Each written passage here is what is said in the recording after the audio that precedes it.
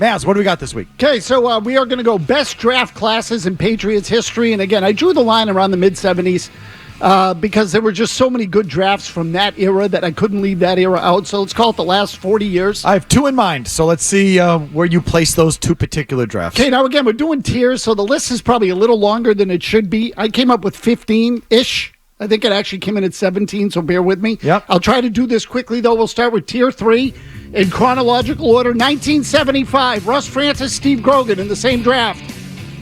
Again, not great, by the way. This is good. Level 2, Tier 2 is very good. Yep. Tier 1 is great. Okay, they get a quarterback and a 3-time Pro Bowl tight end. Pretty good. 1981, Brian Holloway, Tony Collins, Don Blackman, underrated linebacker on the Patriots in the 80s. All those guys were important pieces of the Super Bowl team in the mid-80s. 82, Kenny Sims, who sucked, was the number 1 pick. I included him on the list because despite blowing the number 1 pick, the Patriots got Andre Tippett in that draft, Robert Weathers, Cedric Jones, who was kind of a third receiver, but a good special teams player. Again, the 85 Super Bowl team, Fred Marion, a safety. He also went to a Pro Bowl. That was a good draft, though they blew number 1. Yep. 83, Tony Eason, Johnny Rembert, Craig James, Ronnie Lepet, all starters on that 85 Super Bowl team. 2000 was not a great draft. It was garbage. But they got Tom Brady. It should be higher for him alone. Nope. Well, so it was Wasn't a good draft. So it was not a great draft, but you got the greatest player in the history of the league in it. So I didn't want to leave it off. 2009, Patrick Chung, Vollmer, Edelman. Again, all good players, starters. You got 3 starters in that draft. 2011, Nate Solder, Shane Vereen, Marcus Cannon. Marcus Cannon had a good career. You got 2 tackles and a third down back of what amounts to. Most of the ones I have a minimum of 3 players from the draft, unless you got, a couple of elite guys, which brings me to 2012, Chandler Jones and Dante Hightower, 2 terrific defensive players, one of whom might be one of the great pass rushers of all time, even if it wasn't here. And then 2013, Jamie Collins, Logan Ryan, Deron Harmon. I'm surprised you put this on here. I know, and I'll tell you why I did. Doesn't feel like you. I don't love Harmon. You didn't like Harmon. Ryan, I came around on. He had a good career. Logan Ryan was a good player. Had a good career in the NFL. Ended up being a legit draft. And again, Jamie Collins went to a Pro Bowl. The pick was good. Is what I'm getting at. But again, that's Tier 3. Tier 2 gets a little more interesting. 1996, Terry Glenn, Lawyer Malloy, Teddy Bruschi in the 1996 draft. Excellent draft. These obviously are a little out of order. 1977, Raymond Claiborne, Stanley Morgan, and then Horace Ivory and Don Hasselbeck were kind of role players. But you got 4 pretty good players, 2 Pro Bowlers in Claiborne and Morgan in that draft. I'll double check. I think Morgan did. He went to 4 Pro Bowls. 1993, Bledsoe, Chris Slade, Troy Brown were the big ones, but also Todd Rucci and Vincent Brisby. Got quantity in that draft. 5 players, pretty good. 2001, Hall of Famer Richard Seymour, Matt Light, who was also a multiple-time Pro Bowler. I'm trying to find exactly how many. Matt Light went to 3 Pro Bowls, was a one-time All-Pro. And then 2003, this one was a little bit of a stretch, but Ty Warren, Eugene Wilson, good players. The last 2 guys, Samuel and Copen. Asante Samuel went to 4 Pro Bowls. Great pick. And Dan Copen went to a Pro Bowl. Great pick. So those last 2 guys, Samuel and Copen, sneaky good picks. And if you care, remember Dan Copen? Klecko. Dan Klecko. Yes, he was in that draft as well. Klecko was in that draft. So that was a good draft in 2003. But to get on the top level, to me, you got to have Hall of Famers.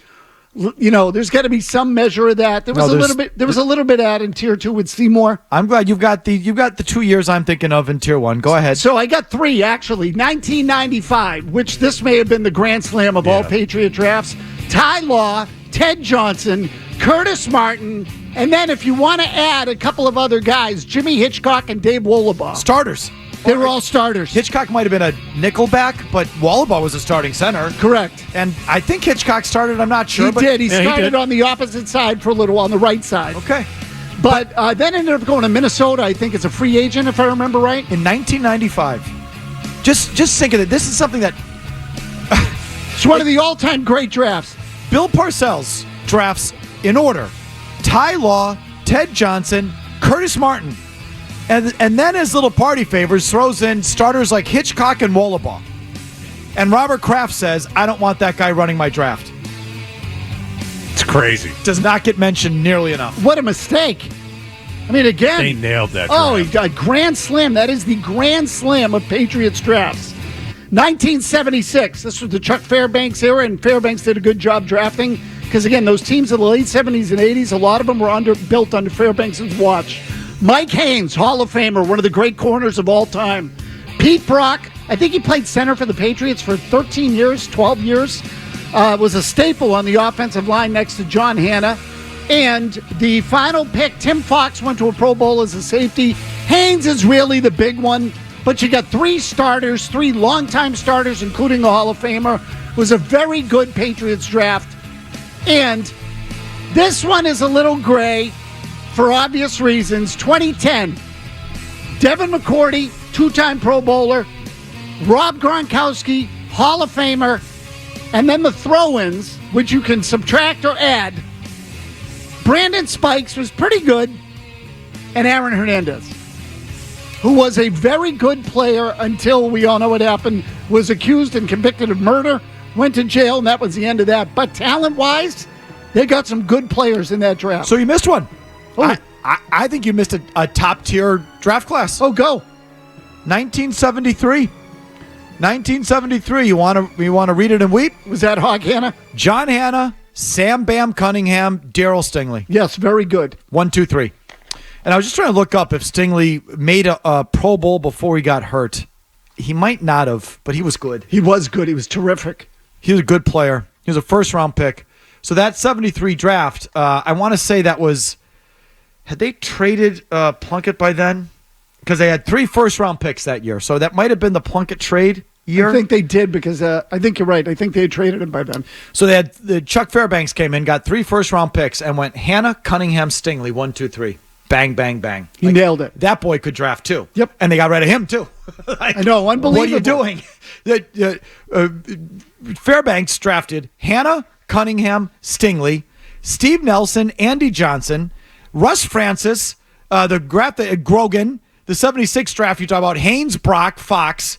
He drafted Claiborne, Stanley Morgan. Like, he drafted all those guys. He did. He drafted them all. And they wouldn't pay him, and he left for college. Like, think of that. Oh, yeah, no. He was probably the best drafter in Patriots history.